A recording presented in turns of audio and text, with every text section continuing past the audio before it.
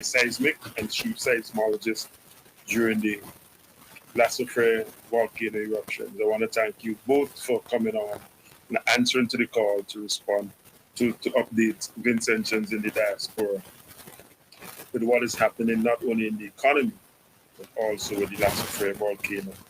I will be very brief because I want us to get to the meat of the matter, which are the presentations by the minister and by Dr. Robertson. Um, the choice of the minister is quite appropriate because he not only represents a community from the red zone, he's also the minister of tourism, and he will update us, I'm sure, about life in the red zone and the recovery and the rebuilding efforts of the economy. And he's quite appropriately placed to help us with that. And Dr. Robertson will also tell us what to look forward to as far as the Lassafre volcano eruptions are concerned. Without any further ado, I'll pass it back to the host for you to conduct the meeting, and hope it's done in a very cordial way. And again, let me welcome everyone for showing an interest and coming on board, and welcome all the media who decided to take this on social media to the widest audience. Over to you, Madam Moderator. Thank you, Council General Huggins. As always, brief and to the point. We appreciate that. Now we have two distinguished gentlemen that will be here with us. CG already mentioned them. Our first presenter is Dr. Richie Robertson. Dr. Robertson almost doesn't need any introduction. Many of us here in the diaspora and at home, we look forward to these 8 o'clock sessions on NBC where he briefed the nation as to what was happening. I know many of us look forward because he really provided good and informative updates. He was clear. So he became quite popular on the R&R show with the Prime Minister. So we're now going to turn over to Dr. Richie Robertson, who is a volcanologist with the UWI Seismic Research. Dr. Robertson, over to you. Hi, good afternoon. Thanks for having me. I need to share my screen. Is that possible? Yes, I can. Right. Okay, cool. Yes, I can. Thank you. Right. So what I'm going to do, I think I forgot to have the question, so I'll try to go through as fast as I can what I have to say. I'm going to talk about a little bit about seismic and about what happened in the eruption, and then following your theme, what now? Okay, what to look forward to, some of the issues to consider. Just by way of introduction, I work with the Seismic Research Center. We monitor earthquakes and volcanoes throughout English-speaking Eastern Caribbean. That's just a picture list from the seismic team on the right, and then the left when we first went up to actually monitor to set up the instrumentation to improve the monitoring that went on. We provide monitoring, we do research regarding earthquakes and volcanoes, and we provide warning and outreach and advice to the public, and we do have some postgraduate teaching. The first thing I'm going to do is go through the eruption and what actually happened. And those are just some photographs. The base one is to portray how it looked once upon a time. The dark picture in the middle there on the left is a picture of shot Bel Air in the night. I think it was taken on the night of the 9th or the 10th of April. The picture in the middle there of the glowing of the incandescence is the dome just before it erupted. And then you have explosions, and then you have a picture in the bottom right of the dome earlier on. So there are sort of different pictures of what happened as I speak to it. Okay, so I'm going to be following a timeline that goes from the left to the right generally, and I'll throw in some pictures to show you some of the things. Of course, everybody knows it started on the 27th of December when a hiker who didn't really know what they were looking at saw a new dome forming. We actually at Seismic knew about what was going on from a thermal image that we got. NASA does these thermal imagery across the world that looks at fires really, and we saw a hotspot and stuff and realized something unusual was happening, and then a combination of things led to we investigated it. The super monitor unit, local unit went and checked, and so it's good. But because this eruption, this effusion of magma happened very, what we call aseismically, there was not very much seismicity associated with the initial start of the eruption. There was, to be honest, there was some earthquakes in December, November, and earlier in the year, but those weren't unusual in the context of Supre. Supre have had periodic times throughout since '79 when you've had, a little uptick in activity, and that's not unusual. So, to a large extent, the magma came out quietly. And one of the main things that happened throughout that first period until the explosive phase was really building up the network. The network started post '79. We had a certain amount of stations. Then, as we went in, we put in more stations, then different kinds of instruments, because one of the first things that you do when an eruption starts is to try to augment the network. And of course, the alert level changed at the end of December, because obviously the eruption was ongoing. Team arrived, and we had more people coming in from Montserrat to assist. And at one point during February, we were able to actually collect a stamp of the rock. That was very important in terms of telling us whether this was all very fresh magma or it was something left over. One of the key things that we found out was that the material that was actually coming out was material that probably was left over from '79. Essentially, what has now been realized is that it was essentially pushed out of the way by the stuff that eventually erupted explosively. So up until sort of late, until the early March period, you had dome growth. And dome essentially started as a sort of very rounded mountain, and eventually when it started to press against the pre-existing '79 dome on the crater wall, it started to be constrained. So it started to go more lenticular, so it became more of what geologists would call a coulee, which is something that is more long than high. A dome is more rounded rather than long. And the picture on the left there just shows you how it grew. The different colors just shows you different times when we got measurements of its size, and how it essentially crept around the crater. And at one point we were wondering whether it would actually encircle the entire '79 dome before actually something happened. And up to just before the eruption on the 19th of March, the picture on the right shows you what you had. You had a pre-existing dome, you had a new dome that came up in 2021, and you had a lot of the stuff inside was loose crater flow deposits that was from '71, from '79. You had an area which we had a lake pre-existing, and that's kind of how the state of play was up until early sort of mid-March. Things began to change later on in March when, and the picture on the bottom left shows you the two pictures that looks like you have some lines and lots of picture colors. Those are seismograms. It's really electronic versions of the classic what we call drum recorders. When the seismic instruments detect an event, usually it will do a straight line, but when there's an event, the needle moves, so you see some spikes. So we saw what we called a earthquake swarm. The first one was just around the 24th of March, where we had an intense period of small earthquakes associated with volcano. That was our first sort of indication that something was changing, because up until that point, we didn't really have very much real seismicity. A lot of the earthquakes were really just related to the fact that the dome was growing.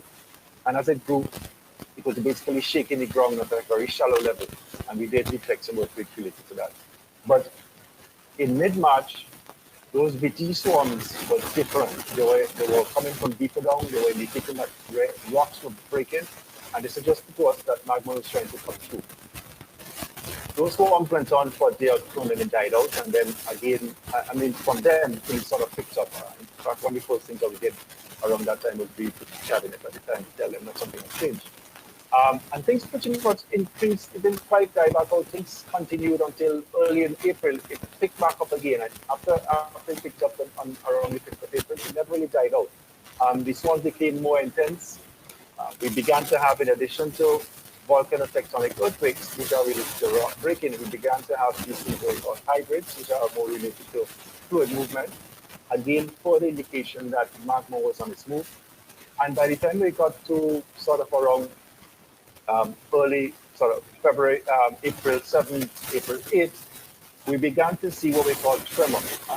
And tremor and volcanoes are usually associated with magma moving very fast, with fluid movement, with magma being close to the surface. Once you get to tremor, we began to, we were more or less certain that things were definitely changing and more close to the surface, that it was no longer dome growth, that you had fresh material close to the surface. So we got engaged much more closely than we did with informing the authorities in terms of what was happening. And in April, we moved, sorry, on the 8th of April, we moved very quickly from just tremor to what we call banded tremor, where the tremor periods were being repeated. And then we got into, once we got into banded tremor, really, we weren't really confident that we could get any more warning, because once you get into banded tremor, the explosive eruption could start anytime after. And that's when the alert level rose and this is made to evacuate people. Such that on April 9th, we weren't surprised that you then had your first what we call volcanic explosion. And a volcanic explosion is simply a discrete explosive event that occurs from the volcano. It's usually the picture there on the middle of the slide at the bottom shows you the first one that came out early in the morning on April 9th. And it punched the air, it put material up in the air, it got to a couple thousand kilometers above the summit. And essentially, that was a discrete event. It died out after. But then soon after, later on in the evening, around 2:45, you had another one. Again, that was another discrete volcanic explosion. Essentially, it did an explosion and then it stopped. But once you got to about 6:30 in the afternoon, it more or less went into a period of almost continuous explosion that went on for the next day or so. And the graph at the bottom right here shows you it's a seismic record of essentially the energy that's coming out of the volcano. And every one of those spikes that you have there, every one of those little triangles are single explosive events that happen. And if you notice at the beginning, you had a lot of them because essentially the volcano was constantly exploding. And even when it wasn't exploding, it was pushing a lot of ash. And that intense period of vigorous ash venting is what created all the ash that then went through St. Vincent and actually got to Barbados and really caused a lot of the impact that you had. The ash really went on for a long time. And these explosions went on from the 9th of April all the way up until the 22nd. In total, we count about 32, but it really depends. That figure might vary slightly. Generally, what you tend to have, as you went on from the 9th, the period between the explosions increased. They went from about 2.5 hours. Well, initially it was just a few minutes, and then after a few hours. And on the 9th, it probably was about 2.5 hours, and it increased to 3.5 and 4.5. And by the last one, the gap was quite long, as you can see from the image there on the bottom right. The result of all of that, in fact, I'll show you this graph here, which shows you very graphically how the explosions look. This is the first 3 days, and it's a satellite view of the clouds that was coming out from the volcano as it exploded. And you'll see how it starts as discrete pulses, the volcanic event. And there's a period when it just keeps on gushing for a few hours well, and then it dies out as the interval between the explosions increases and becomes more pulsing until eventually it stops in the next couple of days as it goes on. So the first 3 days was quite intense, and that's why you got so much ash. As we got on to around the 12th and the 13th, you then began to have pyroclastic flows occurring. The result of all of that was a huge crater that was created at the summit. The top left-hand side picture there, which is a satellite image that was taken around early, sort of the morning of the 9th, that show you that it had essentially destroyed the pre-existing 2021 dome and destroyed some of the 79 domes, such that at the end, around the 15th of April, what you had, the picture on the right shows you kind of superimposed on the pre-existing topography what it looked like. So all of the 2021 dome is gone. Huge, that red circle that you have there is a crater that by then had been well developed. And it means that it has taken out quite a substantial amount of the 79 domes. So all that material went up into the air and came out down either as ash or as pyroclastic flow deposits, which then obviously caused a lot of damage. Result of all of that, this is a graphic here that shows you sort of, look, this is looking at the volcano from more or less the northern side, kind of close to the above the Soma, the highest part of the volcano. And you're looking towards the south. The pictures there, you have Richmond Peak on the right, the Larakai Gap on the right. And if you know anything about it, it's kind of funny to put your head around how the volcano looks now compared to how it used to look. But you have a huge crater that's been created inside of what was before the crater flow. So that crater flow now has dug down further. It's dug further down, probably as far as where I suspect where the 71, 72 lake, the lake that was there before, the base of that lake, it's probably gone all the way down to that. So it's gone through some different 79 stuff. You have a huge crater there. And a lot of the material in the crater is actually stuff that has been blasted out and fallen back, and it's actually covering the remnants of the 79 dome. There's a little piece of, I don't think it's in my mouth, there's a little straggle of rock that sticks up on the crater floor that is, we think, the remnant of some of the 79 dome that now still exists. But that's kind of how the volcano looks now if you went up. It's all covered in ash, it's all grey, it's no longer green. There's quite a substantial amount of damage at the top. So the impacts of the volcano in terms of what happened. Of course, people have been evacuated. There's a slide from Nemo. It shows you how much people have been displaced because you have to evacuate people, quite a large amount of people. 18,000 individuals, 18,940 individuals moved. And some of these are either my state or my personal, my family and friends and their own accommodation. The major, a lot of the impact has been from the ash, that material that fell up into the air. It's caused damage to agriculture, it's caused damage to the forests, it's caused damage to houses. On the right-hand side, you see houses that are not well reinforced. The weight of the ash, particularly when it gets wet, is quite heavy, particularly in northern areas. You know, a lot of the ash went, a lot of the damage is to the southwest of the plant of the volcano. And to the western part of the country, chapters there, which use have a lot of ashes, as well as people on the other side, places like north of Rabaca, probably as far north as Sandy, you have a lot of ash. So the ash that's covered the ground, obviously damaged vegetation, damaged forest, substantial amount of the forest. And then in addition to the ash, the pyroclastic density currents, these things that move down the valleys and move down the mountainside has caused, they have deposited a lot of material, and they've also caused a lot of damage in the valley itself and their surface on the mountainside. The picture there on the left is the Larakai Gap, the Larakai Valley, and the right is Roseau Valley. These are valleys on the western side of the volcano. And the white stuff and that stuff that you see in there are fresh deposits, fresh material that's come down. Before the Larakai Valley was where more or less where you could see the sea level, where the coastline is, where you could see sort of a darker color down there. That's where the base was. So a lot of the deposits are thickest, and the pyroclastic flow reach furthest to the coastline in Larakai and in Roseau. In some of the other valleys, it doesn't reach the coastline, but it's higher up in the valley. And because of all that material, whenever rain falls, we're in a tropical environment, so whenever rain falls, all right, yeah, there's mud flows, lahars. So all that loose material is washed up by the rain and it comes down the mountainside.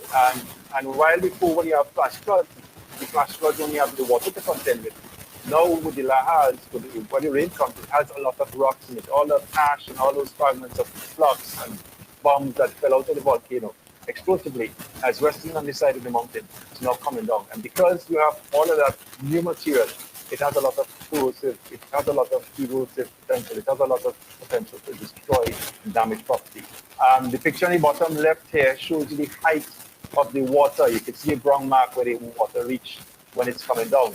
There's been a substantial amount of damage in Sandy Bay, but you know, you're gonna have this impact continuing for quite a little while. And just to give you an idea of what impact it will have, that's the areas that shows you where the agricultural district sites, and you can imagine those are the areas where the volcano, the red areas, you can see the amount of farmers and the amount of fishermen and fishing folk in those areas and how they can imagine how they could be affected.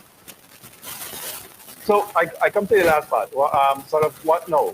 Obviously, we have to learn to live with the volcano. For all intents and purposes, we're still in a period of unrest, but But substantively, increasingly, it looks like, the eruption has started, has more or less ended. But until some sort of resilient activity will continue. So we need to go back to the state we live in the Volcano. We now have a huge crater that steaming that you see there, that's another portion of the crater closer up. That steaming that you see is probably going to go on for quite a long time, probably months, probably years. So while before on the super we only had one small area which we had fuel, we're probably going to have that to contend with for quite a little while. The whole shape of the crater has changed itself. It's going to have a little while before vegetation reestablishes itself. I would suspect a couple of years before we actually start to see trees and it becoming green again. So in terms of destruction of the forest, that's going to be the key. One of the things that we're going to do is we're going to investigate the eruption and try to understand exactly what happened. So we're already collecting rocks, collecting deposits, mapping things. We're already looking at impacts of the ash and structures and buildings. And for us, really, it's important for us to understand exactly what happened in this eruption so it will inform how we prepare for the next one. So a reassessment of the hazard is one of the things that we do. There are many aspects of assessing disaster risk. For us, we're going to look at what has happened, but we're going to continue to work with local authorities, with government, with DEMO, to try to build trust, to make sure people understand that this volcano it can erupt at some point in the future. And even if it's not erupting because of what it's done, it can have some residual impact going forward. We're going to try to build capacity locally to do some of the monitoring that we do. We did have a local super monitoring unit before.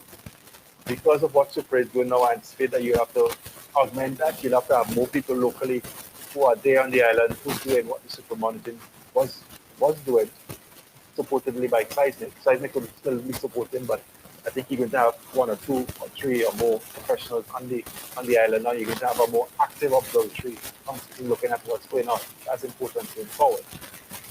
One of the key things in this eruption was risk communication. That slide there shows you some of the 3 key things that we worked on, trying to make sure that the message got out, that it's clear who's giving out the message. I think communicating the risk and making sure people understand what could happen from this volcano is important. So risk communication and working to make sure that communities understand what could happen is important going forward. So those are some of the things that need to be considered.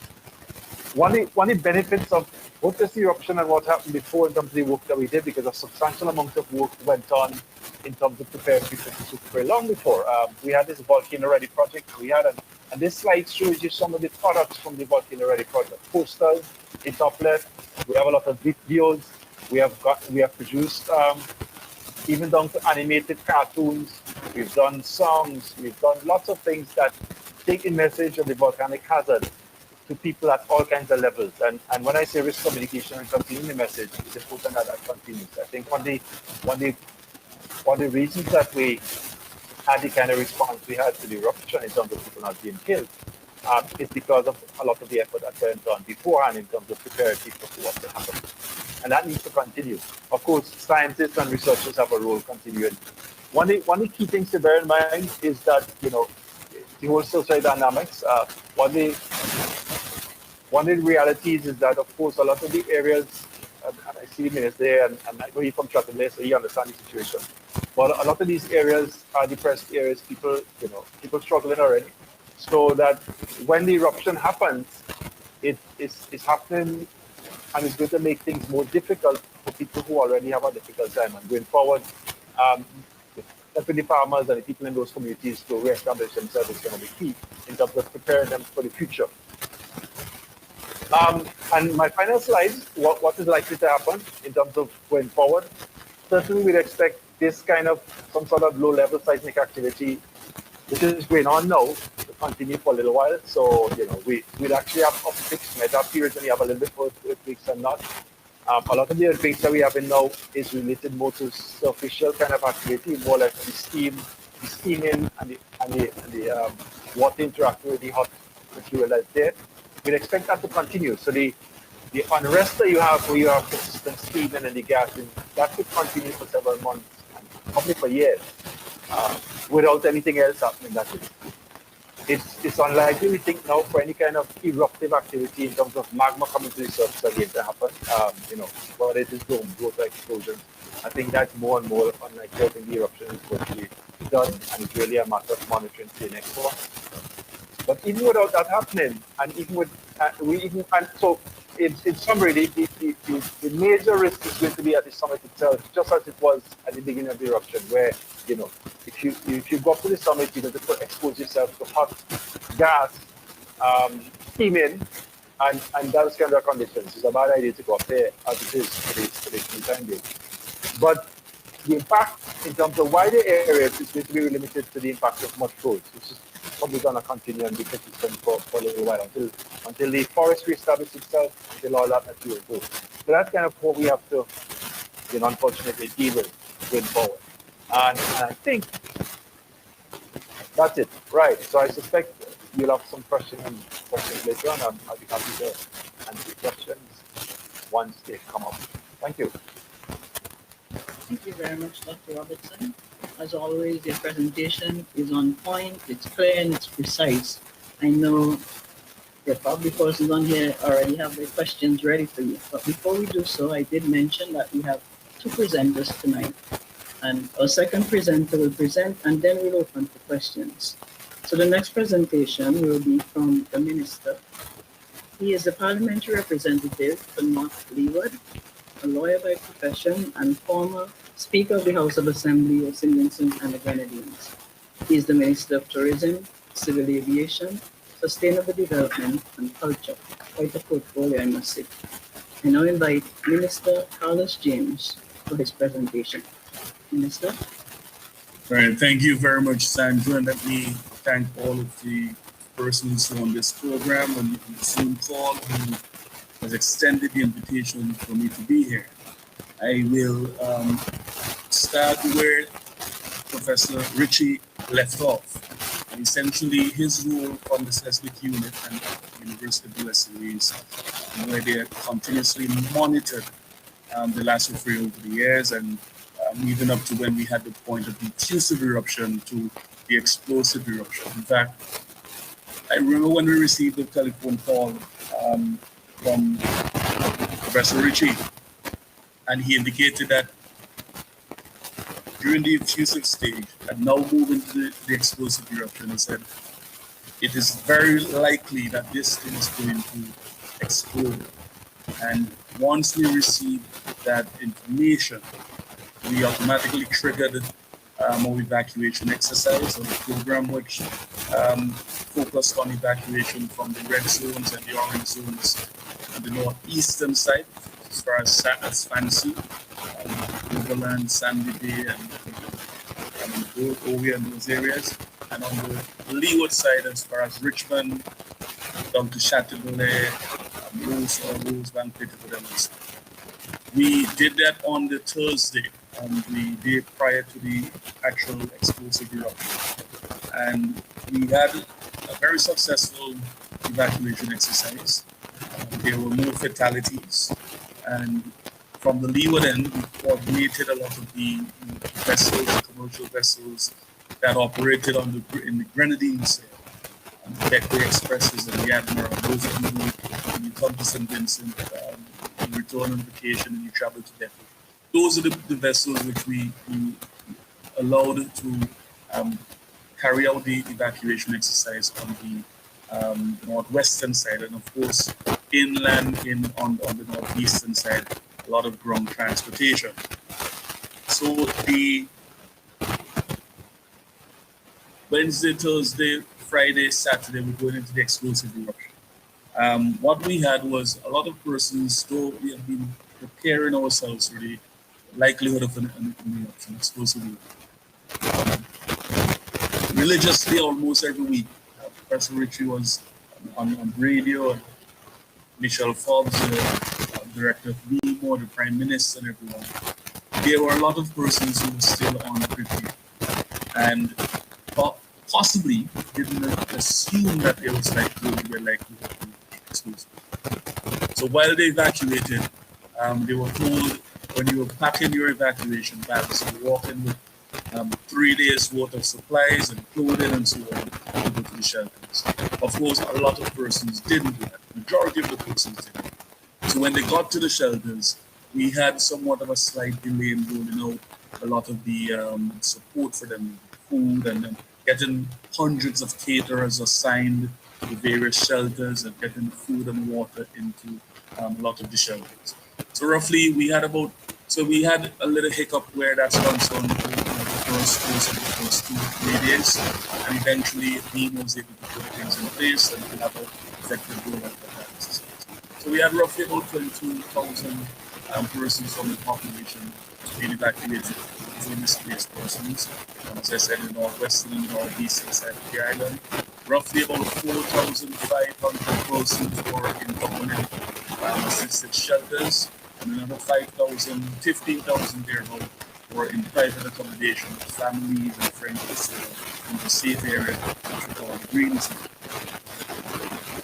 We immediately put in place provisions to assist persons both in private and also the government system shelters. In fact, what we had at the Smoky government supported shelters were persons who were vulnerable, persons who were unable to, in some instances, live under the conditions of the shelter. We're talking about pregnant women and mothers, and we're talking about the elderly, those who had underlying issues, those who were diabetic, and those who had other ailments. What we immediately did was, from the tourism standpoint, was to move those persons into what we considered tourism accommodations. By then, we had already consulted most of the hotels on St. Vincent and Grenadines Hotel and Tourism Association, and we agreed that we will have some of these hotels earmarked to house persons who were displaced. So we have quite a number of persons who are still, as we speak, in some of these tourism hotels and private accommodation apartments, and they're also supported by the government's response.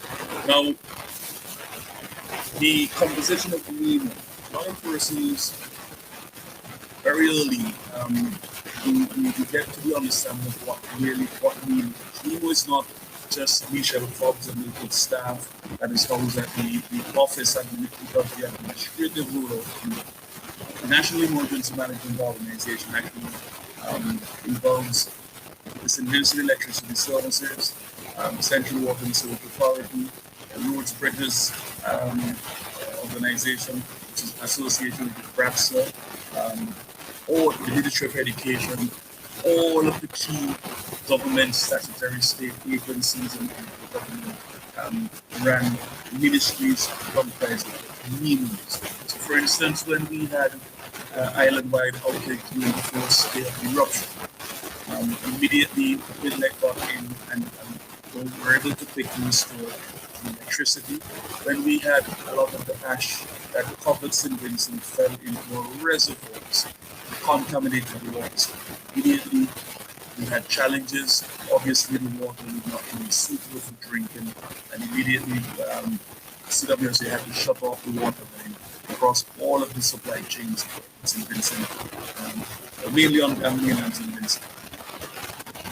They were immediately placed into the reservoirs, drained the reservoirs, cleaned them, had them refilled, and within a matter of days, we were able to get drinkable, safe drinking water supply back to mainland St. Vincent.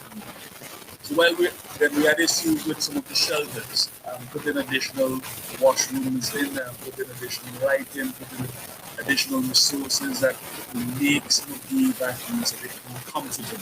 And of course, that's which is the state agency responsible for the equally in terms of the cleanup exercise. Perhaps was able to go into some of the community and start cleaning. We're talking about tons and tons and tons of ash. As high as sometimes in some instances 6 inches deep. Some of them on house roads and roads, in by roads, created quite a significant challenge for all of these reasons. And all of the state agencies working collectively together, we were able to immediately and quickly restore a lot of the access roads to the communities in the really rural zones. We were able to provide safe drinking water to persons who were disconnected for a number of days, were able to immediately restore electricity. And it is not an easy task to do that within the short period of time that most of the state agencies active. And as I explained, all of these agencies which were in the operation of the exercise were all part of the National Emergency Management Organization. So you also had the persons, as I indicated, roughly 4,500 persons in shelters. The shelters then and now are managed by the Ministry of Education. The Permanent Secretary in the Ministry of Education is actually the overall person who has oversight over the management of the shelters. We've had a number of issues and concerns with the shelters, which continuously, every single day we continue to address. Every week, there's a meeting of the National Emergency Management Team, which comprises of all the departmental heads of the come together into one forum. This is the Ministry of Health, addressing issues related to COVID, the Commissioner of Police, addressing issues in relation to national security, the head of VINLEC, the head of CWSA, the head of RAPSA, Michelle Forbes, the cabinet of ministers, as well as the Prime Minister, as well as the permanent secretaries in the Ministry of Tourism, Foreign Affairs, who handles a lot of the logistics with supplies coming into the country. And while I'm on that point, I want to commend those in the diaspora who have been assisting us in getting supplies to St. Vincent and the Grenadines. I want to say this, that during that period, in the first week or two of the post the explosive eruptions, when we didn't have an immediate response from a lot of the international organizations, there's really been sanctions in the diaspora, like yourselves. Our neighboring CARICOM countries and SEDIMA, which is a regional body that is responsible for the management of disasters and so on, who really held it together, brought a lot of supplies into St. Vincent, and was able to ensure that we had a readily available amount of water, safe drinking water, as well as supplies to take and to deliver to people. So I want to commend especially those in the diaspora and those in Canada who were a part of that exercise indeed. So by and large, where we are at this stage, 2 months post the explosive eruption, we have had, as I indicated, some challenges and some hiccups very early into the period. And as with any national disaster, you've seen it in the US with Katrina, you've seen it in other countries. Everything is not going to go perfect at the very outset. But the important thing is to address the issues and to see how best we can roll out an effective response. So we have gradually, over a period of time, been able to address that and to have what will be considered to be, so far at this point, a very smooth response and a smooth rollout to the explosive eruption of the last of Friday. Where we are now, we have really moved as much as 70 or so, 60-70% of persons who were in government-assisted shelters, they were returned to their homes. So we have, as far in the north, western side, as far as Pittsburgh, we've asked persons to return to their homes. As far as Georgetown, we've asked persons to return to their homes and shelters. And we've spent quite a significant amount of time and resources to go into these areas and to have an effective cleanup operation to ensure that their homes and their communities are habitable and they're able to move in within a safe environment. Despite some of the challenges occasionally with the wind, as you know, there's still a lot of ash around, and it's going to take a period of time before we see a complete removal of all of the ash. Perhaps on some of the trees, in fact, in the green zone in Kingston and in the Villa and the Queen Jared and Kingarden communities, you still have trees with ash on them. But we've been experiencing a lot of heavy rainfall that has been able to wash a lot of the ash out. But one of the challenges, as Professor Rick indicated, is the lahars, the continuous flow of mud flows and the water coming up the hillside because of the erosion of the area with removed vegetation. That continues to create a problem. It's going to be a significant challenge for us for a number of years to come. We're talking about places like Sandy Bay, where nearly half of the community in Sandy Bay, we're going to have to relocate persons who are in what we consider to be in a floodplain and a riverbed area. The river has changed its course. It is now, their house is literally now within a river plain where when you look on the left, there's water, you look on the right, there's water. So we're not advising and advocating that persons relocate to these existing locations. We can obviously find suitable lands that persons can relocate to.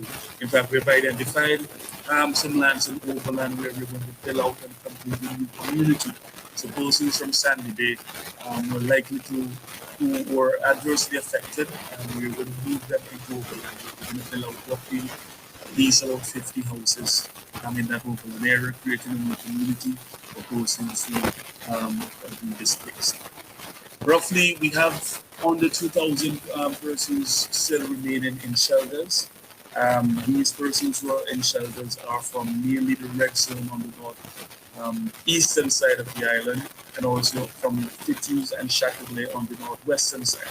Now, the reason why persons are in shelters, again, as I indicated, from the northeastern side, has a lot to do with the lahars, has a lot to do with where they originally lived in, is now being unsafe and has been compromised as a result of the explosive eruption. On the northwestern side in Fitus and Chateauguay, that is not so much the case.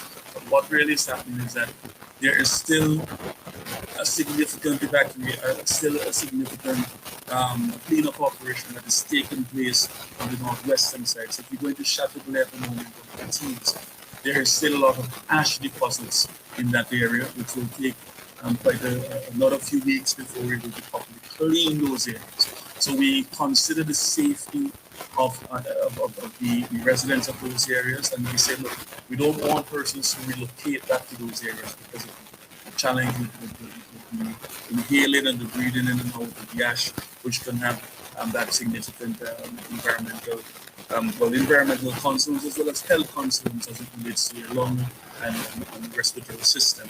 So we are still housing persons in shelters from the red zones and also from on the northwestern side.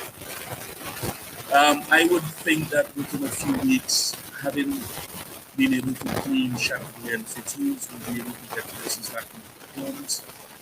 In Sandy Bay and Fancy, there's still an immediate challenge. As I indicated apart from the lahars, a lot of the roads have been blocked. We're talking about landslipping, and a lot of the main roads are it's very challenging to maneuver to get into those communities. As I said, we have to rebuild some houses, and in some areas, the water supplies is not yet reconnected because the reservoir is closer into the hillside, closest to Glass of Frey. And the reservoirs in those areas, they have also been compromised. So it will take a number of significant resources to get the Central Water and Sewage Authority in, to rebuild reservoirs, to relay a lot of the pipes which have been removed as a result of the landslipping and the land. So we have a lot of what I would say rehabilitative work to do on the northeastern side, which will take another few weeks into a few months before we can see any movement back into those communities.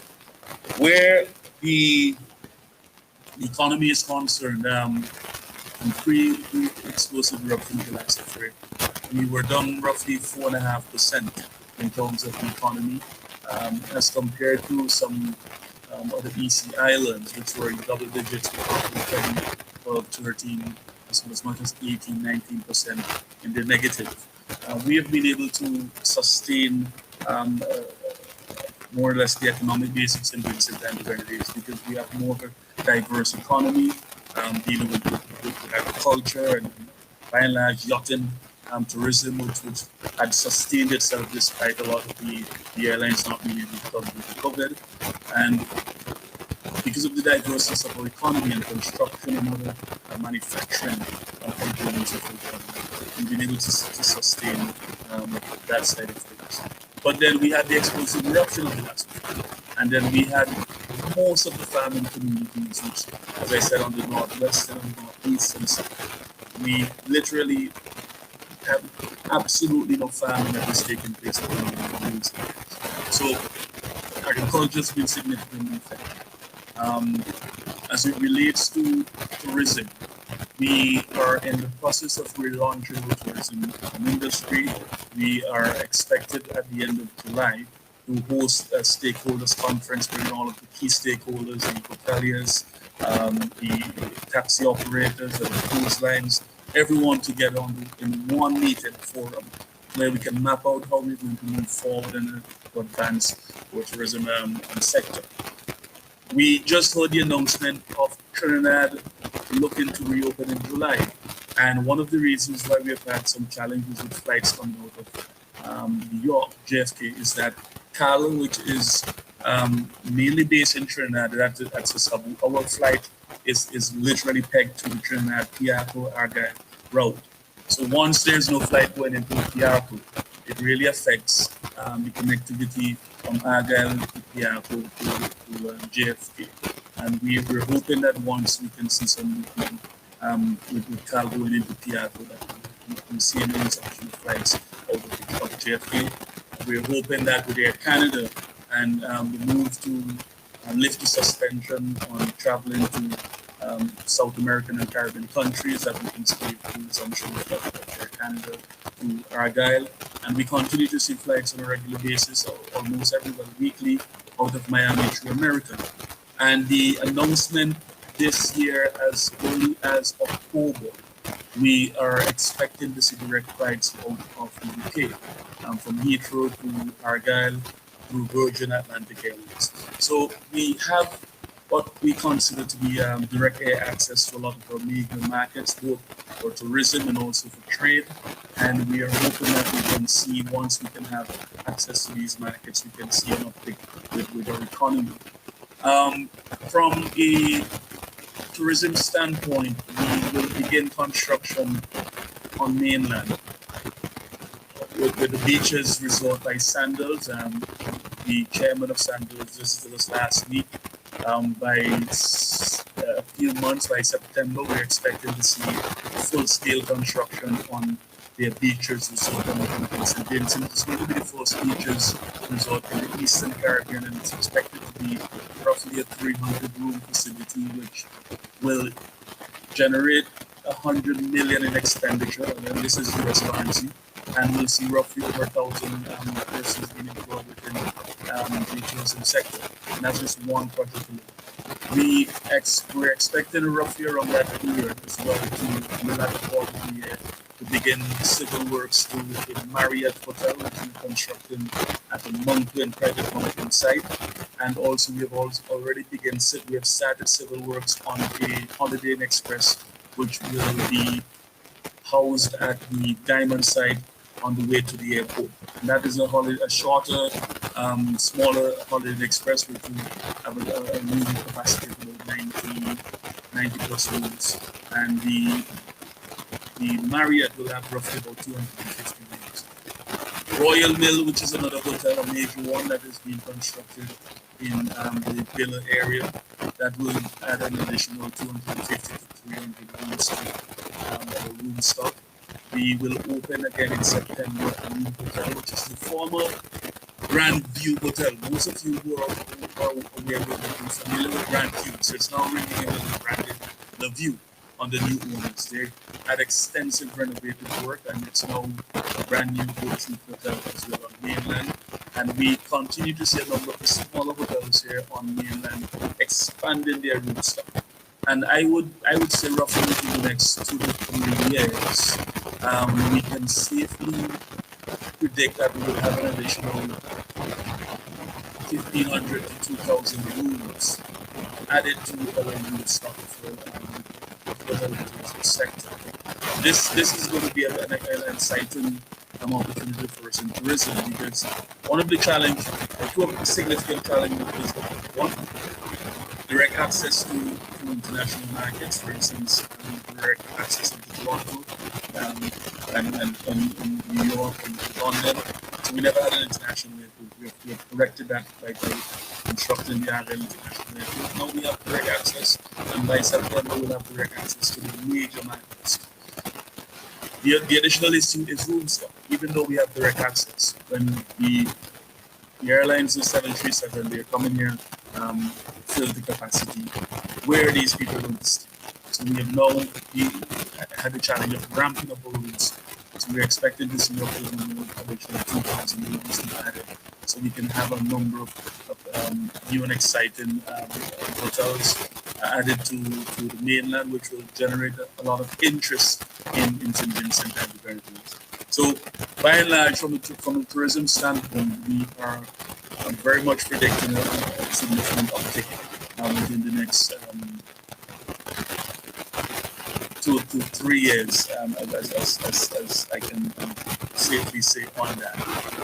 In addition to the hotels and the airlines, we're expecting to see cruise calls back to St. Vincent at the latter quarter of the year and during the cruise season. And one of the key components of making that work is to really ensure that we have a lot of the persons who are coming on these cruise ships fully vaccinated, both the passengers and crew, as well as persons who are operating on the mainland or in the Grenadines around the cruise industry who also be fully vaccinated. And we envisage that an early restart of the cruise sector can only work if persons are fully vaccinated. That is one of the things that we're pushing and hoping that we can get full buy-in where that is concerned. We can go back to recovery and reconstruction following the explosive eruption of the Lassa Fray. And what I would say where we are now is that a significant lot of resources we've been put in place. In fact, what has not been made public, what a lot of people are not aware. We spend an average of at least $1 million, maybe weekly or bi-weekly, in housing people. So it's not a simple exercise. It's not a cheap exercise. It's one that requires a lot of resources. And we've been able to do that. We've been able to manage and cope well with the support of a lot of donor agencies. We've been able to ensure that we continue to give support to persons for this place. Now, how do we manage going forward? As I indicated, a significant portion of our agricultural sector has been wiped out as a result of the explosive eruption of the Lassa Fray. So we will begin, and we have started, as a matter of fact, to hand out to farmers island-wide, not just persons who are affected in the red and orange zones, but nationally, we've been able to give out to farmers as a one-off a $500 voucher to every farmer who's registered in St. Vincent and the Grenadines. That we're talking roughly about $12 million being spent in the In addition to that, continuously between the period of July to December, every farmer who is in the red and orange zone will receive $500 as a way of income support. And this is also including Spring Villages, which is in the yellow zone. I notice we have Mr. Malcolm Galway and we have here Mr. Providence, who are from North Leeward, who are joining us. So you'll be happy to know that we're giving support, even though Spring Village geographically. Professor Ritchie, he may be able to explain why it's designed that way. But the hazard line puts Spring Village and Belial in the yellow zone, but they're also part of the North Leeward constituency. And notwithstanding the fact that we are not in the orange zone, we've said, look, these are farmers who rely heavily on agriculture, and they have been affected adversely, and we'll be giving support to these persons who are in the orange zone as well. In the north of Belial, I believe somewhere as maybe from Cairo or in somewhere in the north central, we're not further into the red zone. So we continue to support the farmers. Now, in addition to the 500 that farmers will receive monthly, they will also receive what we consider a production support as well. There's income support and there's production support. So the production support is a sum that will be given to farmers based on an assessment where they will be given resources, and it may not necessarily be monetary, but equipment and fertilizers and other materials where they can resume, to allow them to resume their cultivation and to ramp up their cultivation. Because as you know, St. Vincent, not just that we're heavily reliant on agriculture, but we also export. A lot of the countries rely on us within the Eastern Caribbean to give them that sort of continuous supply of fresh produce. So we're giving them a production support to do that. Now, persons who also in the red and orange zones who are small micro enterprises, entrepreneurs and public industry producers, they also will receive support. I think of $400 monthly. That will go for roughly maybe 3 months, depending, but really to give them something that they can restart. As you know, farming is not something where you plant the crop today and next week it grows. It will take a while cultivating and getting your harvest. But if you operate a small business, you can take the resources that we're giving you and you can buy your stuff, you can restock, you can reopen your shops, and you can begin to operate within a matter of months. So that will not go to an extended period of to the rest of the year, but will continue over the next 3 months or so. We also will extend support to persons who are displaced and continue to live with relatives in the safe zone, which is in the green zone and the yellow zones. And this is in collaboration with the government of St. Vincent and Grenadines and the World Food Program. Some persons, some families have received as much as $500, as much, or up to $800, depending on the size of the family. So we have been able to give cash contribution as well as food supply. So there are persons receiving both cash and also food supplies to their communities. What we have started through the Ministry of Social Development is that those persons who have returned from the shelters, we've packaged out to them at least a 2 or 3 week supply worth of food stuff so that they can take to their homes. They get to take with them the mattresses and all of the supplies that they receive in the shelters. And even while they're at their homes, they have returned to their homes.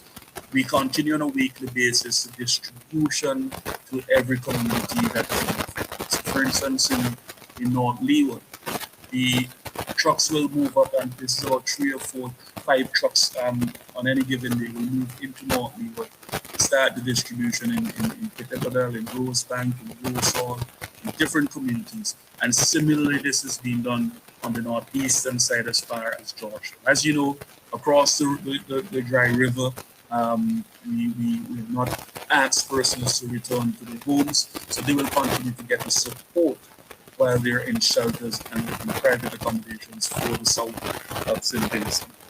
All of these measures that we're putting in place, we're talking about millions and millions of dollars in terms of support to persons that are going to help with the relief and the recovery, and of course the reconstruction. We have allocated roughly $28 million to the Ministry of Transportation and Works, which will be sent over to RAPSA to do a lot of the recovery work. And this is to move into the communities, clean up. If you go to Sandy Bay, it's literally and virtually unrecognizable. A lot of the heavy equipment, we've started purchasing equipment, though we have a number of them on site. We have started purchasing new equipment, and they'll be coming to St. Vincent shortly. And some have arrived already, and we've started a lot of the work in those areas. There's a lot of work to do in terms of the recovery and reconstruction. A lot of resources have been put in place in relation to that, and we continue to deliver support to persons. I don't know if there's anything else that I would miss, but there are questions that you will naturally want to raise during this period, and I'm happy to answer the questions. But just to say that, it's one of the things that some of us never imagined would happen again in our lifetime, which is following 1979. We, under 100 years, will see the eruption of the next one. Professor Ritchie will tell you that these are changing times, and the prediction for another explosive eruption. We're moving now from 100 years now down to 40 years. Naturally, it's something that is going to. We have to put a lot of measures in place now to see how best we can control what happens in the explosive eruption, how best we can respond to a natural disaster. We have had the experience of Hurricane Thomas in 2010. We've had the trough system in 2013, which wiped out 15% of the GDP during an overnight of rainfall. And of course, in 2019, 21, we announced an explosive eruption last year. All of these, they have had a ripple effect on our economy. It's a significant hit to us, and we have to naturally see how best we can build back stronger and better, more resilient and sustainable economy here in Sudan. I think I will stop at this point and to entertain any questions along with Professor Richard who's here. Thank you very much, Minister James. I don't think anybody have any questions for you. You've been so informative. Thank you for being here. So now we're going to move to a question and answer period, and right off the bat, we have some questions coming up. So, and you have some thumbs up. I believe those thumbs up are for both the presentations. I thought they were really well done and well received. So to ask a question, you can do so virtually. If you're looking at the screens, those of you with your cameras, well, those who are on the phone cannot see this, but you can do a virtual thumbs up. You can do a virtual hands up to say you want to ask a question. You can also wave if you don't know how to do that. Just wave at me. I'll acknowledge CG. I can see. Thank you very much for showing everyone how it should be done. And also be mindful, we have some questions that may come to us from Facebook, as this is going live. So we'll try to entertain as many questions as we can. And again, we ask you please to be mindful and courteous of those asking a question. Give the responders time to respond, and we're going to take in as many as we can. We have just about an hour before we have to wrap up. And CG, you have a comment or question? I have one question each for both contributors. Okay, so first, let me just thank you guys for two excellent presentations. I just want to ask the question. How is the UWI seismic funded? And that's probably, I don't know who would take that. And second question, Minister James, you are also the Minister of Culture, and I didn't hear you address culture. So if you could tell us what is happening to Carnival and all the other cultural activities in this period. You didn't set a good city. You didn't set a good example. One question per person. I can deal with this UE audit. So I might throw it back at you. I don't know. You know, I could talk a long time about how the UWI is not funded, seismic is not funded, rather than how we are funded. so that's a long story, right? It's poorly funded, poorly resourced, and I could talk. You must have heard me talk at nauseam about the fact that organizations like seismic are critical for the region. I dare say if you didn't have a team of people in the region with the expertise that you had at seismic, the manner in which the eruption was managed in seismic would be totally different. So therefore, I think if nothing else, the eruption has shown the utility of having a seismic control center. Unfortunately, because of the fact that we live in a region where volcanoes don't erupt very often, and big earthquakes don't happen often, and we are the agency responsible for both of them, governments, and I don't want to put the minister on the spot, it's not his fault, but governments, full stop, Eastern Caribbean governments, they say they support seismic. I speak to prime ministers when he used to be head. I speak to them all the time. Yes, you guys do a good job, man. We support you fully. But when it comes to seeing the money in the budget, when it comes to actually seeing the cash, they don't see it, unfortunately. It's a problem. It's a serious problem. It's a serious problem. I used to be head of seismic for close to 13 years. And every single year, that's one of the things I do. Either looking for money for the contributions that they say they would give, or else looking for money because they didn't give us, looking for ways to find projects to fund things that we need to do. One of the good things that came out is that the Prime Minister and Senator Gwendis, and I gave them full credit for that. They have introduced a law which suggests that they're going to ensure that from now on, it's not a question of whether or not you will contribute, but you have to, legally, you have to, in St. Vincent from now on, if you're government, you have to contribute to agencies like that. I think that needs to be reciprocated throughout the region, because often governments have other priorities, and I understand, and therefore agencies like ours will continue to suffer unless our funding becomes secure.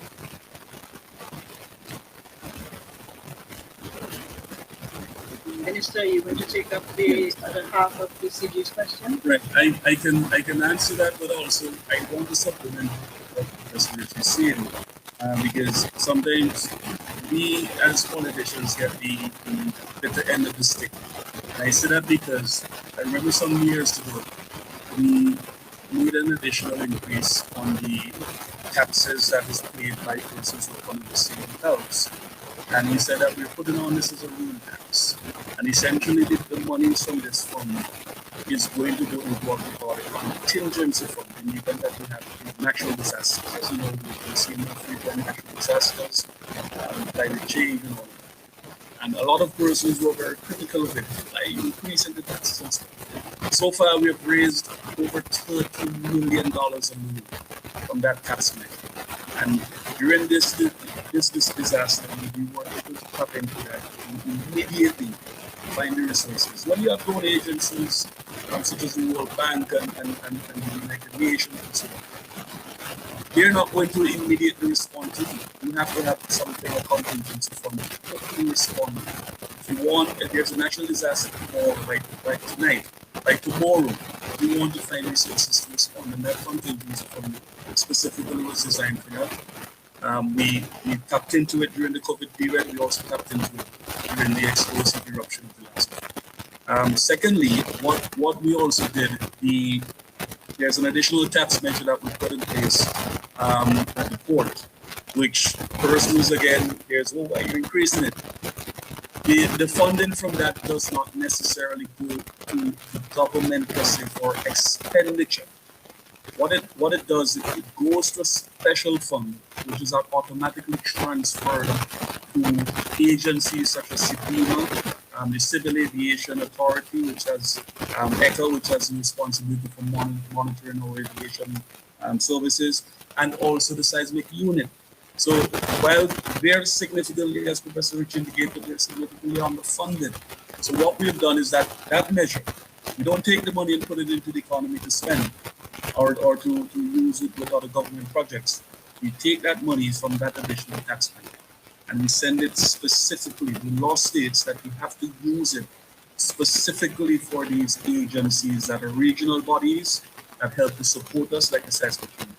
And this is another fantastic measure I think that we have, but we have the political aspect of it where you're increasing the tax. It's not increasing it to burden people, but to fund the necessary resources we need for ourselves as somebody says. Now, in relation to Carnival, this year Carnival has been suspended.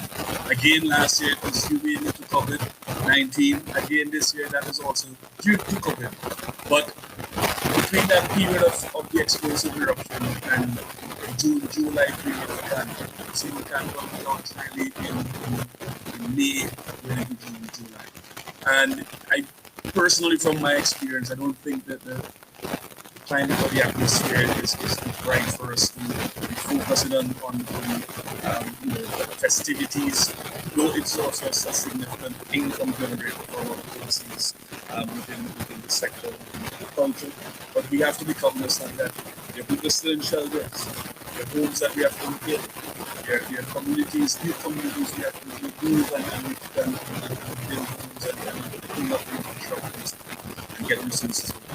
So a lot of us are focusing primarily on the recovery and reconstruction of the country, and maybe later this year, we're hoping maybe during the Independence Day, there may be room for some activities of the national and cultural nature, which will generate some income for persons within the sector. But of course, that is largely again dependent on the uptake of vaccination. Because mass gatherings is a significant problem, and the persons who are not vaccinated is going to be a significant disadvantage and mass gatherings. Thank you, Minister. So we're going to alternate between hands up and questions that are posed in the chat. Aisha, I'll go to you for the question. You have to unmute. Yeah, thanks. Thank you, Sandra. First of all, I wanted to say thanks to Richie and his team for that marvelous job they've been doing during the eruption and what they're continuing to do now. It was spectacular to watch, especially from a scientific perspective. And so given that I'm limited to one question, and Richie had touched on a couple of the questions that I wanted to ask, and I'm also going to, my question is touching also on Jim Lewis's question here in the chat. I hope I didn't miss anything, but I did hear the minister state that they'll be relocating some persons from those areas most affected in the regional overland. And from my understanding, yes, overland is in the red zone. And historically, I think those areas were severely impacted by previous volcanic eruptions. And Ricky could probably correct me here too. And so I'm sort of wondering, there are a couple of things here. One, I know Ricky and his people probably be having another look at that hazard map, especially in the light of this most recent eruption. And I know we've spoken at length about the future development of our country and taking those hazards into consideration when we're building and when we're having whatever type of development. So I'm just wondering, if that decision to place 50 houses in Overland near to Kurama was one that was, taken into consideration, the hazards taken into consideration, the probably the revision of the hazard. I think it was, discussed with the scientists on the ground. Thank you.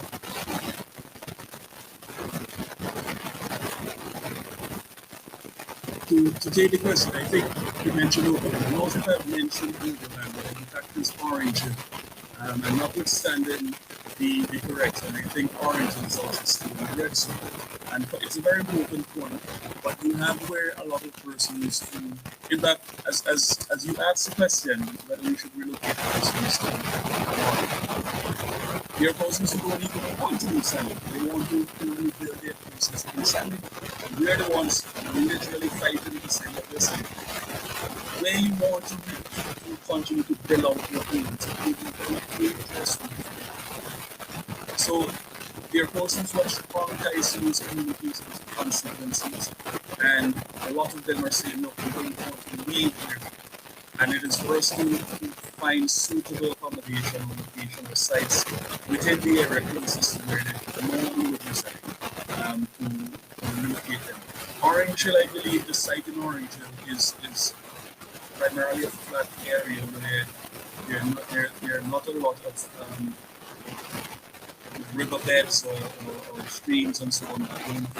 So it's an area which is more ideal for housing than within where they live in. I think the issue where you're raising relates to whether they're closest to the volcano.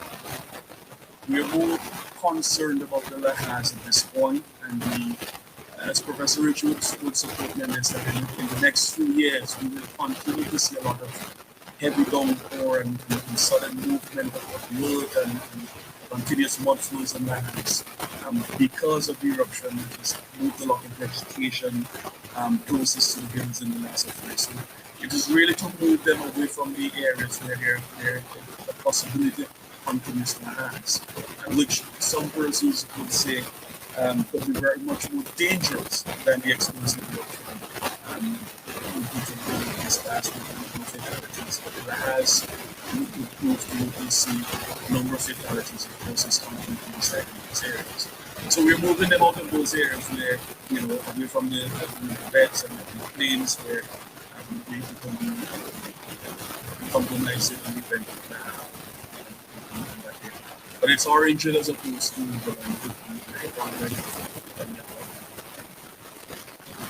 Can I just make an addendum, please? Just to let the minister know, there's nothing more dangerous than explosive eruption, right? Right, just to be clear. But more seriously, I think there's always going to be people because of the nature of the land around the volcano. I think unfortunately there's always going to be people that want to go back and want to live there. So I think the government always going to have a hard time sort of balancing that with the fact that really anywhere on the volcano is always going to be in the red zone. There's no way.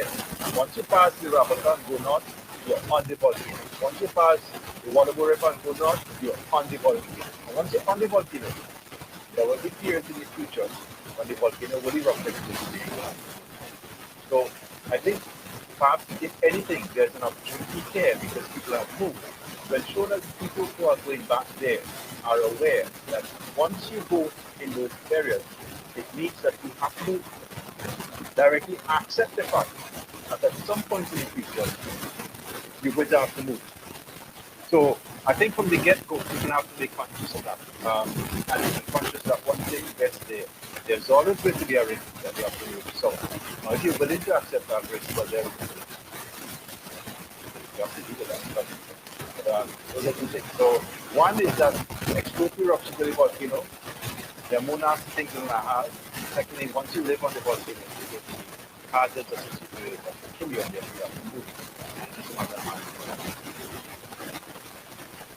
And just to add, Professor, you're quite right. Volcano is more dangerous. But the point I was more or less making is that with the technology that we now have, we can more or less, though it's not clear to predict, we can monitor and put sensors when there's a likelihood of an eruption.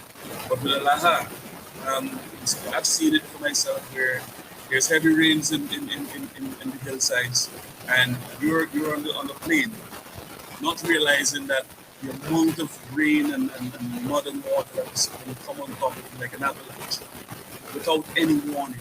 And that to me, I think is just like being blindsided.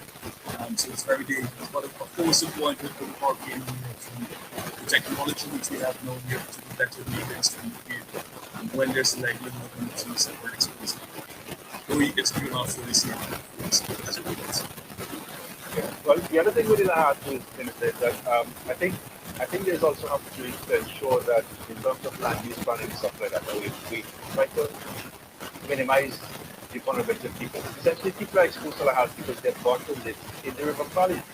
And even apart from Lahar, the river valley is a place where flood happens. Floods happen. So I think as much as now that you have the opportunity when people, even if you put people somewhere else, you have to somehow try to stop them who may then want to go where they used to live. Because if you move people out for them to say, oh, chill. You have to stop the people who want to go back to the property where people are living. I've seen cases where, when I did my bachelor's a long time ago, I don't you know God's Myra, where there's always flooded. There have been efforts by multiple governments to move people from that river valley, from that floodplain up there. It's been done multiple times. And I did this when I was doing my bachelor's in 1987. That's so long ago. And that has been investigating a case where it has been done many times before. And I know it's been done since. So one of the problems is not so much to find places where people can live safely, but it also to stop people from living in places where it's unsafe. And that's the fact that you have. Sandra, if I may, just a quick follow-up question, please. In terms of what we're discussing right now. So one of the things the context I'm sort of also trying to put onto this too is sort of the return periods of the volcanic eruptions. And I don't know if Richie, I know initially it was like give or take once every 100 years or so. But given the remapping that you're doing and given the frequency, and knowing also that geological time we have is still sort of short in terms of the knowledge, would you be revising that, do you think, to add this extra data point? And would it affect that return period? And if so, then we're sort of looking at another situation in terms of relocating persons into the red zone, still from the red zone to the red zone. Right. So yes, I mean, in a sense, you don't really have to be a scientist to realize that you've got period of volcanic eruptions in the last couple of years. We have noticed there's some work that we did recently, even before the eruption, which suggested that the interval between explosive eruptions has decreased marginally in the last 2 or 300 years. This just reinforces that. Now, we don't know exactly how short it is, but clearly we are having more explosive eruptions in a shorter time period than 100 years. It used to be about 100 years, more 200 years ago. 100 years. Every 100 years, you have an explosive eruption, the average. But now, within the last 100 years, we've had two exit eruptions in a fairly stage. So yes, that's a factor. I don't think it will change the where the red zone is. I think fundamentally the red zone is still going to be the same, more or less. What would change is the return period of disruptions that can happen from an eruption. And clearly, we're entering a period of super where the disruption from super is going to be more frequent than it used to be. Thank you. We have a number of questions. Elma, you have a hand up, so I'll go to you next, and then we'll take some questions from the chat. Go ahead, Elma. First, I have to chair Dr. Richards for the fantastic job. How do you multitask several questions into one? While I listened to Professor Robinson, I learned that the flood is going to happen more often due to forest destruction. And yes, my concern was what plans the government have in order to avoid these helping in the flood situation. I read something yesterday where it says North Leeward is not far. The roads are just downright bad. And then I listened to this presentation and realized why that could be the case. I also heard of the overland homes, let me correct it, Orange Hill Homes, which there's going to be a project to build homes for these people. I also heard that the government said that they're able to sustain, their position, economical position. So my question is what are the strategies used in order to do so, considering that just before the volcano, there was an announcement that there were economical downfall affecting salaries, etc. And I would also like to know which take preference, the homes for the people, like an Orange Hill, or the building research. Which take preference, the home for the people or building research?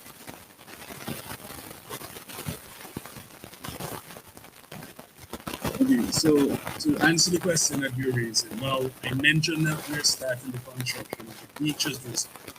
This is fully funded by Sandals International. It's a private enterprise, a private company, and they will be coming in and doing the construction, 100 million US dollars. So that is not an expenditure on the part of the government. Now, there are two other resorts which we're looking to construct later down, which is the Marriott as well as the Holiday Inn Express. Those two facilities, the funding for those facilities have already been incurred. A few years ago, we had brought to the Parliament measures to allow for the borrowing of funds for that. I just want to say this because from an economic standpoint, when you're one of the fastest way to have an uptick in an economy, and anyone who's able to study that, all of these things in terms of economics and stuff, is the construction sector. Any small country in the Caribbean will tell you, to get your economy moving is to start to spend money by getting a lot of the laborers and carpenters and masons and tradesmen, truckers and machine operators. Once these people are employed, there's a trickle-down effect in the economy. So when we begin the construction of Sandals, which is funded by Beaches Resort, which is funded by Sandals, they will be hiring at peak roughly as much as 1,000 people. There are 500 of those persons will be off this year to seek for the training at Sandals hotels around the region in Jamaica and Dawson, Cape and Barbados, and so on. 500 of them. and they're from St. Vincent, they will leave the country and go wait for training, employment, and training. Now, what happens? When they get the salary, they then send that back to St. Vincent in the form of remittances, a lot, which has been the case with a lot of you in the diaspora, when you send monies back. It also helps with contributing to the economy. But the construction of the homes in Orange Hill and to handle all of the recovery and rehabilitation, all of those monies were put into a supplementary estimate, which we passed in the Parliament on the last sitting. So the money is already provided for. And we will begin as quickly as we can construction of those homes, as well as we continue to spend, as I said, $28 million on the full recovery of infrastructure cleanup and operations and stuff. So these are monies which are already allocated for, and they're there. Some of them we've started using as part of the reconstruction and recovery.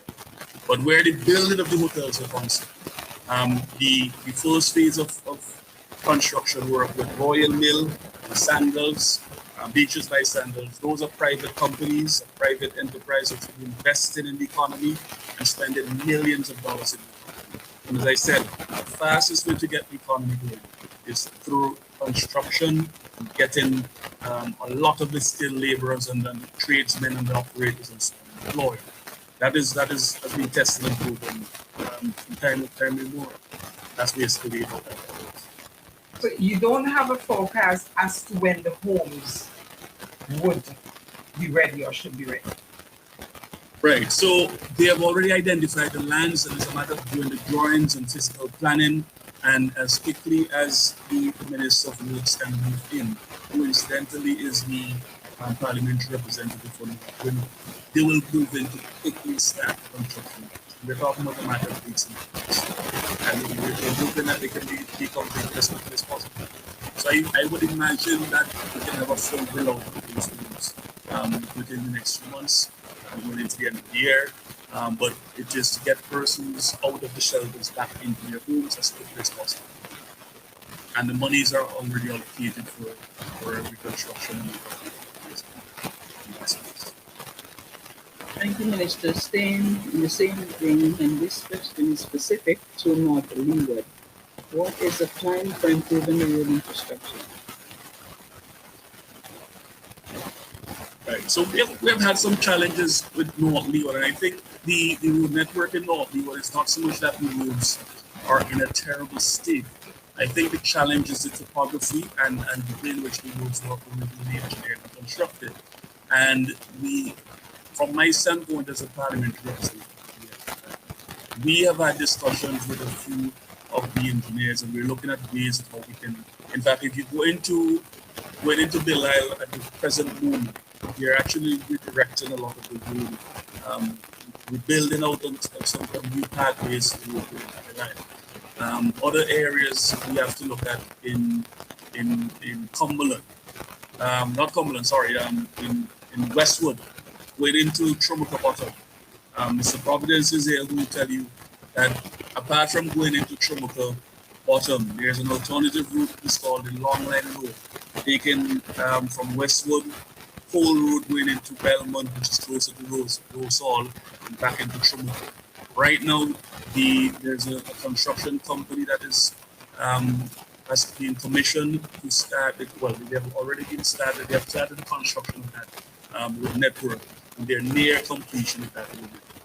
That is on those two roads which I mentioned, both in Belial and in Coalsill going into Long Line, and also including the Shatterblair Jetty, are all part of a project which we constantly call the Regional Disaster Project. It's an EU-funded project where we are making more accessible points available for persons in the event of an evacuation, primarily because of disasters and so on, but also to make it more accessible to persons who leave the North Leeward area, where during normal course of business, but also during evacuation for national disasters. All these roads we're looking to rehabilitate. A brand new jetty which was constructed at $5.5 million, which was most beneficial in getting persons out of North Leeward during the evacuation of the disaster. I think primarily a lot of persons were evacuated from that Shatterblair Wharf.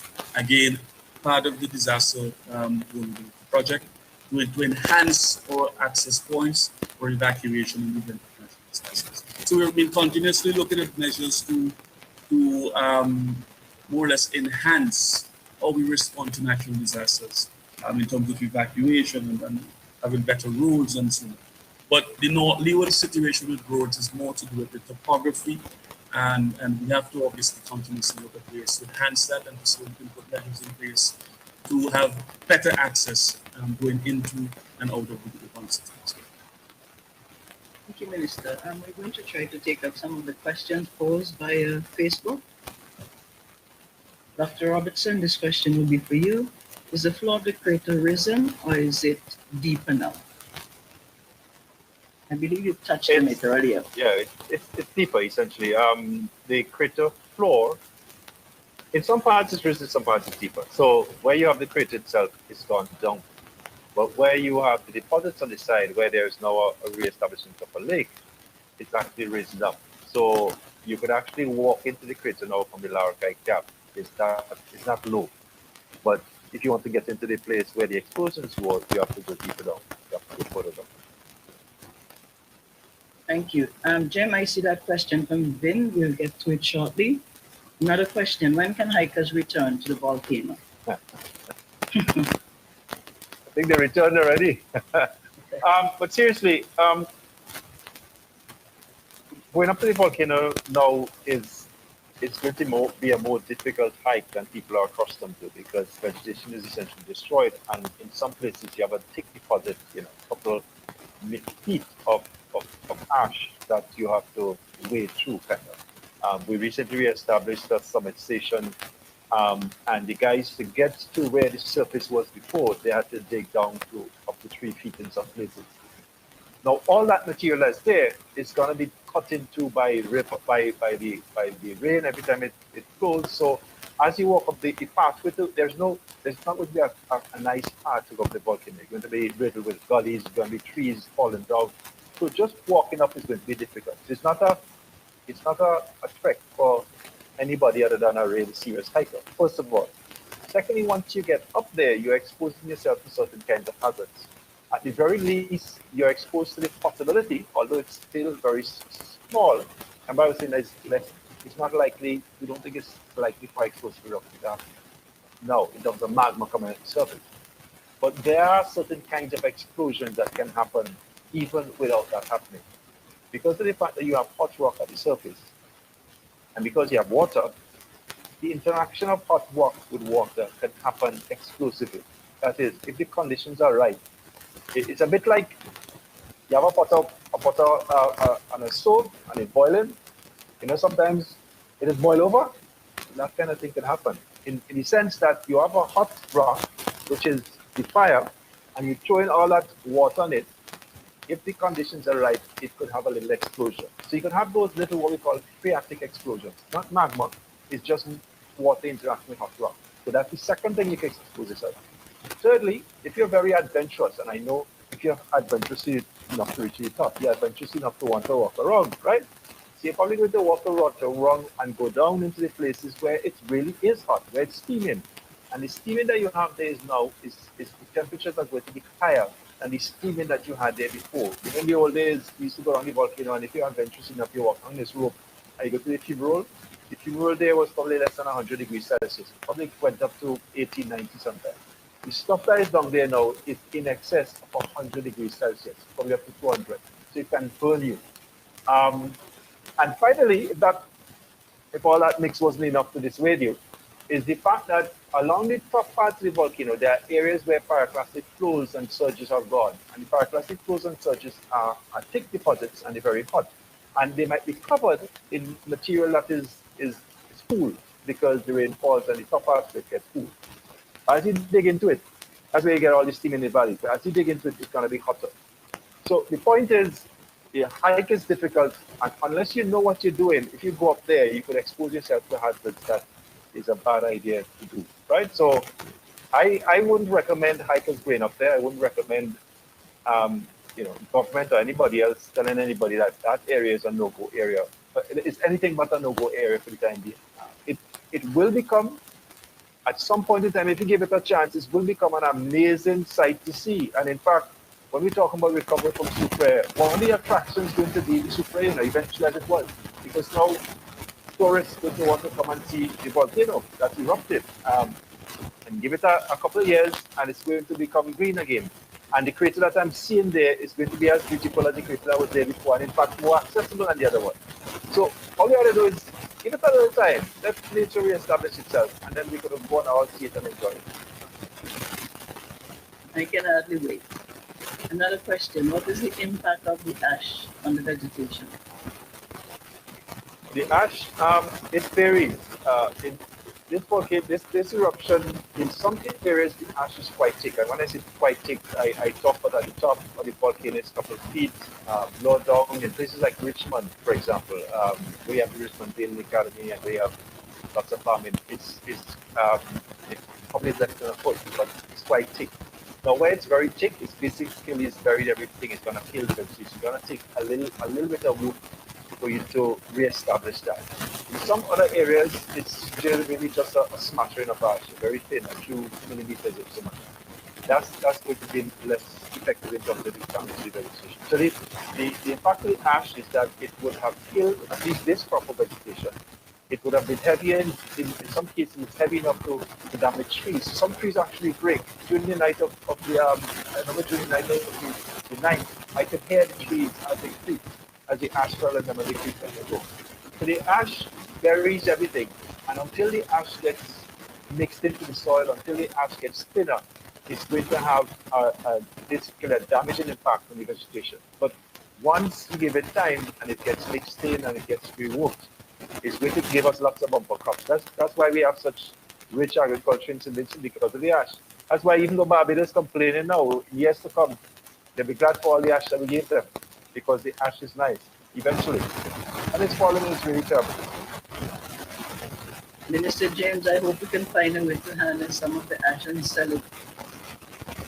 All right, we have a question here from Binabo, one of our real huge media personalities, always there supporting our efforts.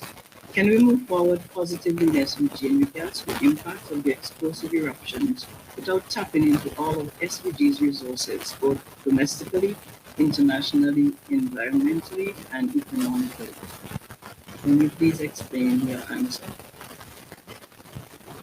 And I imagine that question is posed to you. I suppose that's one for me. Whether we can move forward without tapping into the resources, of course not. One of the significant things that we have here in St. Vincent, our human resource capacity.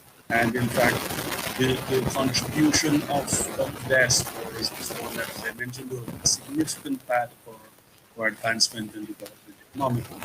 A lot of the investment we're seeing here in St. Vincent, outside of the large scale investment, are persons who reside in the diaspora who are in fact looking to return to St. Vincent, or if not return, and invest in St. Vincent and Grenadines. And in fact, it will mean that all hands must be on deck for us to in fact build stronger, we build better. And when you look at from across the board, I recently had a stakeholders dialogue with members of the various associations in tourism. And one of the things I said to them is that, look, we can't relaunch our tourism product, the industry, without a buy-in from every stakeholder. We're talking about persons who are involved as far as the tour guides and the tour operators, agents of the ships, the hotels, the hoteliers. Everyone must be a significant part in the development of the country. And by and large, we can't do without the farmers, because you look at the linkages. I consider tourism to be the heart of the economy. And I say that because what you will find in the next few years is that the agricultural sector, we're going to be heavily dependent. We're going to focus a lot on local production and buying a lot of the produce from farmers who continue to apply their trade as farmers traditionally here on island. If you look across the Eastern Caribbean, a lot of the major hotels like the beaches and holiday expresses and the sandals and so on, a lot of them, they focus a lot on imports. A lot of the major hotels would buy a lot of their produce and sell internationally. What we have to look at is seeing how best we can ramp up our production, both from an agricultural standpoint. See how best we can increase our fishing yield, because we have not just the tourism sector, but within the agricultural sector, there is a company called Rainforest Seafood that is looking to export a significant amount of seafood from St. Vincent to the international market. There's also in Deckway and in Sandy Bay and in sites such as Chateauguay and Barley. We're talking about these fisheries complex. A lot of them will be rehabilitated, some have already been rehabilitated and leased out to investors who are looking to export. All of this made possible due to the international market. So we're talking about fresh lobster being landed in Miami within a matter of a few hours, because we have the direct air access. But I say this to say that every sector, there must be a cross-sectoral approach. And not just with the government. A lot of it is what is the government doing, what is the government not doing. But a lot of the private sector and small enterprises, all of us have to step our game up, and we have to ensure that we increase our production. We have to ensure that we put the necessary mechanisms in place to facilitate growth and expansion of our businesses and increase in production, so that we can see larger returns in terms of our economic value. And as a small island developing state, it doesn't matter whether it's this government or the government prior to this one, or whichever government in the future. As a small island developing states, the challenges are going to be there for us to continue to get more. We start with a vulnerability, and it is for us now to see how we can improve on that, build our human resource capacity, put in place the structure, the right educational system for training, and not just training in academia, but training also in vocational aspects of development, so that we can build a modern economy that will be able to sustain a lot of the pressures we're seeing globally. If you look at every island within the Eastern Caribbean, when there is an economic downturn, we're talking about from 9/11, we're talking about the 2008 international housing bubble and stuff like that. We're talking about Hurricane Thomas in 2010. One of the fastest growing economies, naturally, is countries that are more diverse, such as St. Vincent. You will have countries that have a higher economic growth, yes, than St. Vincent, but once there's a shock, those with the high economic growth ahead of St. Vincent usually suffer significantly worse off than St. Vincent. We're able to withstand the economic shocks, and we're able to withstand the economic shocks because we're able to balance our economic growth, and we put in place the right measures to ensure that we contain any economic shock that we could face. So whether it's a volcano, a natural disaster from a hurricane or a flood, being able to sustain the economic shock and the fall is probably a significant challenge for small island developing states. I think overall citizens has been able to manage well in that. We continue to do. Can we do better? Of course we can. But it takes a greater level of support from all of the sectors, both from the private and the public sector, working together to increase our productivity and ensuring that we're able to sustain even further these economic shocks. Because a lot of them will come, both from hurricanes and natural disasters and volcanoes as well, but also economic shocks as a result of COVID-19 and other viruses, which there's a prediction that we have seen Ebola, we have seen SARS, now we're seeing COVID-19. There are more viruses like this to come, and we have to prepare because they're international shocks that we ourselves as small states must be able to sustain and must be able to manage and to release them. So it's important, it's a very important question, and all of us have to play a role, including those who ask. Thank you, Minister. We have time for two more questions, and Jimmy will take your question. We'll take one last question from Facebook, and we'll allow our presenters to give some wrap-up remarks. So, Jimmy.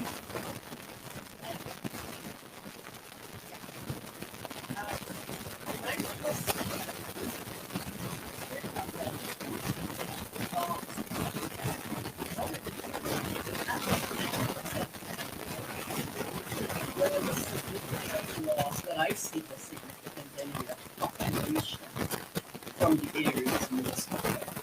And then, of course, you had the corresponding growth in other populations from there to where these people moved. As Minister for North, where we know that back in the 1979, quite a lot of people from, and we know that where they went to, and the big life, economic and social life, to those areas where they went. Do you anticipate any of that happening this time? I mean, I don't know how the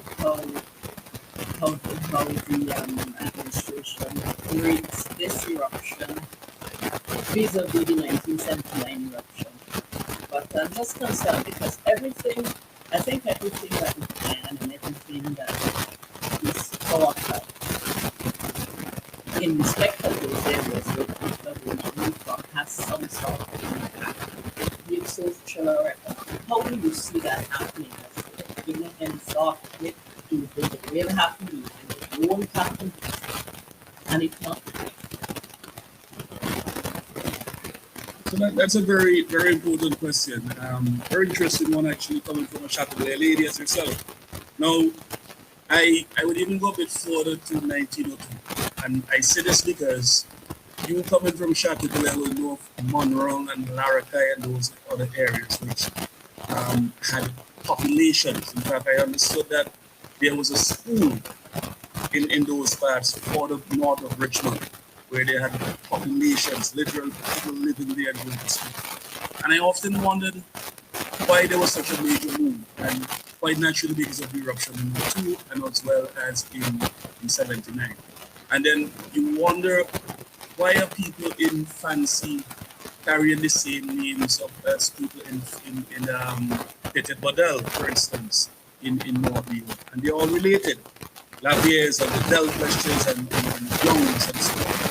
And so on. But when you look, I took a trip up by sea, and I looked at how close Monroe and Larrakai and those other areas are to Fancy. Fancy is you can consider as part of the North of England. It's very close. So you can imagine there was a lot of movement between people in Monroe and Larrakai, which are old abandoned communities closest to the Volcano, and Fancy. Now there was a shift migration further south, and they moved into estate areas, Skitterpur, where we don't have a view built up of communities, and that view is between Rosebank and you had persons, I believe, in 79 as well, moving further south to Camden Park, which has another built up of persons from those areas in Northern. So one of the things why I believe that it was so easy for people to move out of rural areas was that you had smaller houses, Watland labs as we used to call them. There was not a significant infrastructure built out. So it was easy to even lift up a boathouse, put it on some wheels and move it. Or you can leave the boathouse, knock it over, take the wood and move to another location. And because you really did not have that significant. But if you go into North Leeward today, it's a completely different North Leeward from South Leeward. There are houses which are at the size of houses in Villa and Kilgag, and quality houses and quality infrastructure. We have a smart hospital, we have secondary schools, we have primary schools with new ones which were built over and so. So we have a better infrastructure in North Leeward, and I think that the local commerce is very vibrant. A lot of small businesses, shops, and restaurants and persons who are in the culinary arts, they go to small businesses in here. So I don't envisage we're going to have a significant movement of people because of the 2021 eruption. What you will have is that a few persons, in fact, have reached out to me, persons who might not have had a settled home. They were renting from a neighbor or renting from someone in the area because they don't have that accommodation where they in North Leeward or maybe North Windward. It's easy for them to relocate. The persons who have invested, they have mortgages with the banks. There are persons who have invested significantly in houses in Fitzhugh and in Chateauguay. It's a completely different, landscape from the infrastructure standpoint from 79 and 02. So a lot of persons want to move back. In fact, right now as I speak in Chateauguay, we're saying to persons, do not go back into Chateauguay and Fitzhugh just yet, because we're still doing a lot of the cleanup operation, the heavy equipment is in the area. You will expect a lot of dust and ash still to be circulated in the atmosphere. But guess what? There are a lot of people who have left the shelters and have moved back despite the warnings not to. And they've gone back to their communities because they feel more comfortable at home. They want to be at home in their houses. And as I said, there's a complete bill out of homes. We've built houses in Cumberland under the government housing program and Fitzhugh under the government housing program, as well as in Kittypuddle. Houses built by the government, low-income homes that we've given to civil servants and other small enterprise persons who were able to, some of them, houses were built for them for free because they were affected from a previous disaster. And some of them took loans at the bank for these houses. So there's a big infrastructure bill out. So you'll have that difficulty where persons would not necessarily want to relocate. And this is the challenge we're having as well, as I mentioned earlier, on the northeastern side and places like Sandyville, where we are saying to them, we want to relocate you from the existing location where you are. And they're saying we have ties to these communities, we have houses we've built and infrastructure we've put in place. But to answer the question someone had raised earlier as well, where we are relocating persons in those areas, we'll be knocking down these houses and more or less earmarking these areas as hazard zones or reserve areas where you cannot go to them. So of course, the planning laws will have to be adhered to in a stricter form. We'll have to have a lot more resources being put into the planning authorities to ensure that we don't have people building out back in these areas. But by and large, in places like North Europe, you drive through the area, then you have people who need to move into their homes, as opposed to 79 million. And I suppose that is a good thing for us, that where we can continue to build out the infrastructure in this area. Thank you, Minister. I must note a comment from a travel agent, Akila, who's on here with us.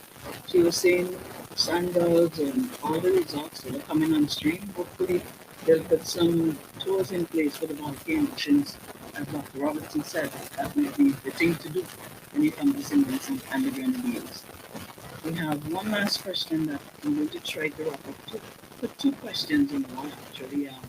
Somebody posed, what can we do with the ash? For example, can it be mixed with cement? Dr. Robertson? I think that's actually, but there are many things that you can potentially do with the ash to answer the question. I remember earlier on one of those R&R programs he was talking about the Prime Minister, earlier on when he asked that, all that, saying that, I hope they should have had a entrepreneurs in this town. I hope they were collecting all this ash that was using. As far as I know, there are various things you could do. The ash, at the very least, is an aggregate, a very fine aggregate that could be used in the same kind of ways that we use other aggregates. We have aggregates used in construction, those are nuisance, but it is essentially pulverized rock, crystal, very fine. So it has the same kind of properties as any kind of aggregate. So the potential for use in the construction industry is immense. In terms of its chemical properties, there are certain chemical properties that will make it useful for agriculture for other things. That requires some investigation. I do know also there's an effort currently ongoing to investigate if it does have the properties of a particular kind of an additive that is used in the cement industry. I know of an attempt being done to see if it actually has the properties that's required. But to answer your question, it has a lot of potential uses both in the construction industry and in other things. There is some amount of research that suggests some of these uses. There's a lot that needs to go on. One of the things I'm hoping with this eruption, and I'm trying to encourage my colleagues at St. Augustine campus here, from our agriculture department, the faculty, is to get involved in some research in terms of how the ash You know, how are you going to rework the ash into the soil? What can you use the ash for? Can you, that in terms of agriculture? So the answer is there's lots of potential uses. Some of them are known, some of them still need some investigation. Thank you, Dr. Robertson. As you can imagine, in sessions like this, we have limited time and we do get a lot of questions. We're sorry we couldn't get to all the questions, but please know that you can email any of the association presidents or contact any of the association presidents to ask a follow-up question, and I'm sure Minister James and Dr. Robertson will be more than willing to provide answers. So if you had a question that we didn't get to, please feel free to reach out to one of the presidents. We'll now take a few minutes for the presenters to wrap up. Any closing remarks? I'll start with Dr. Robertson and then we'll go to Minister James. Right, yes. So thank you very much for having me again. I think last time I did this, I was in the middle of everything into this, so it's a little bit more unsettled and much more busy than I am now. But yes, I think for all intents and purposes, the eruption of La Soufrière provides a lot of opportunities. Yes, it has had a negative impact. It will continue to have some significant impact into this, but I think it presents a lot of opportunities. Somebody was asking me a question about the extent to which the diaspora and the skill set that's out there could be utilized. I think there's a lot of potential for lots of things that can happen. And I think really making use of them requires us to look at it from a more rounded perspective rather than looking at it as one thing. So for example, if you're looking at where you put people, you need to look at how can you rehabilitate the mountainside. You should be thinking of how can you get the forest to go back faster? How can you use the ash to integrate into agriculture? All of those kinds of things you can be looking at the same time because it has lots of potential. We kind of have an opportunity, even though it knocks us back a lot. We have an opportunity with what has happened with the volcano to actually move in directions that we probably couldn't move in before. And I'm encouraging, I'm hoping that the authorities locally and the business and whoever they see the opportunities that there. Somebody mentioned the ash. I mentioned just now about some of the industrial there are also artistic possibilities for the ash. And we need to use them now because what's going to happen, nature is such that within the next couple of years, you will be hard pressed to find any of these deposits that we're looking at now that we really don't like. We need to capture them now. We need to understand what happened. We need to understand what we can use them for so that we can capitalize on the opportunity. And I trust that we do that. And I think it certainly requires the skill set of all the people in the organization outside of the business as well as inside.